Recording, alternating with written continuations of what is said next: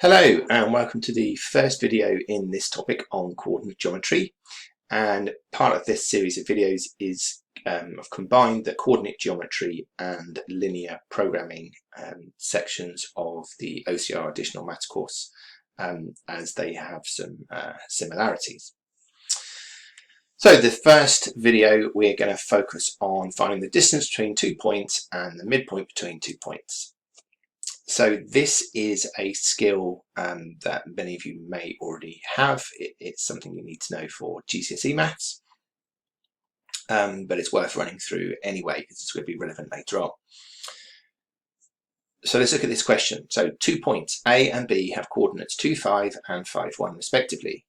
And then we're going to find the midpoint and the length. So we can do this using a diagrammatic approach, or we can do this using an algebraic approach. We're going to look at both of them, and I'm going to start with the diagrammatic approach, and then we're going to look at how the algebraic approach links to it. Okay, so I'm not going to draw a whole set of axes or anything, but I am going to just represent these 2 points. So if I say this is the point A with coordinates 2, 5, I can think about where B is in relation to this. So B has x coordinate of 5, so it must be to the right of A, and it has a y coordinate of 1, so it must be below A. So point B here, 5, 1. So I'm just going to draw a line between them. Let's just pretend that is actually properly straight. So the midpoint is going to be there, roughly there, halfway between the two. And then I can look at the length in a moment. Okay, so how am I going to find the midpoint? Well, the midpoint is going to be the halfway point between A and B, and I can do that by looking at the x and y coordinates separately. So if I just look at the x coordinates, so the midpoint of 2 and 5 I can find by adding them together and dividing by 2, and then I can do the same for the y coordinates, so 5 plus 1 divided by 2. And now I'm just going to simplify this. So the x coordinate can simplify to 7 over 2, improper fraction is fine, and the second one will simplify to 3, and therefore I have found my midpoint of AB. Now what about the length? Well, what I'm going to do here is I'm going to drop a vertical line from A and extend a horizontal line from B, and I'm going to look at where these meet. Now because I've got a vertical and horizontal line, that means that is a right angle, which means to find the length of AB I can use Pythagoras if I know the height and the width of this triangle, and thankfully that's fairly easy for us to work out. So if I think about the height of this triangle, well, I'm interested in the y coordinates here, and the y coordinate of B was 1 and the y coordinate of A was 5, so it's increased by 4, so therefore the height of the triangle must be 4. And if I look at the x coordinates, A is 2 and B is 5, so it's increased by 3, so the width of this triangle is 3. And now I can use Pythagoras, as I know the square of the hypotenuse is equal to the sum of the squares of the other two sides.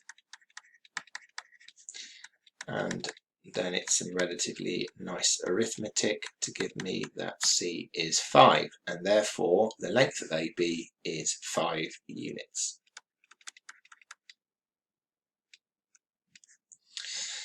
Okay, so that was using a diagrammatic approach. Let's consider another diagram, but this time instead of calling A 2, 5, I'm going to call it x1, y1, and I'm going to call B, in fact no, I might call B x2, y2. So now if we consider what we did before, we found the midpoint. We found the middle of the x coordinates and the middle of the y coordinates. So if we do that using these general points, then I'm going to get x1 plus x2 over 2, y1 plus y2 over 2, and that's going to give me my coordinates, my midpoint.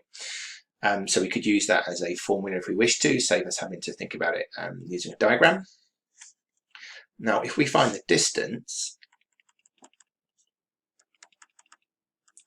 well, that's where we used Pythagoras, and we needed an expression for the height and the width. So the height here was the difference in the y coordinates. So I'm going to do y2 minus y1. Now y1 minus y2 would work as well. It's going to give us the same value, it's just it could be a positive or a negative. And that's actually irrelevant because when we use Pythagoras, we square it, and so we'd get the same result if we squared 4 or negative 4 or 3 and negative 3. So it really doesn't make any difference. The same is true here, so I'm going to say that's x2 minus x1. So then we consider the formula for Pythagoras. Instead of using c for the hypotenuse, I'm going to use d for distance. So the distance is equal to the square root of x2 minus x1 squared added to y2 minus y1 squared. Okay, and that's just a rearrangement of c squared equals a squared plus b squared, where a is x2 minus x1 and b is y2 minus y1. So there we go. So we've got two different approaches we can use to solve these questions.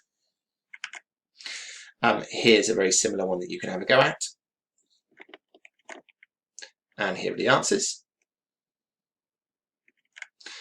Oh, they came up a bit prematurely. So here we go, two sets of questions.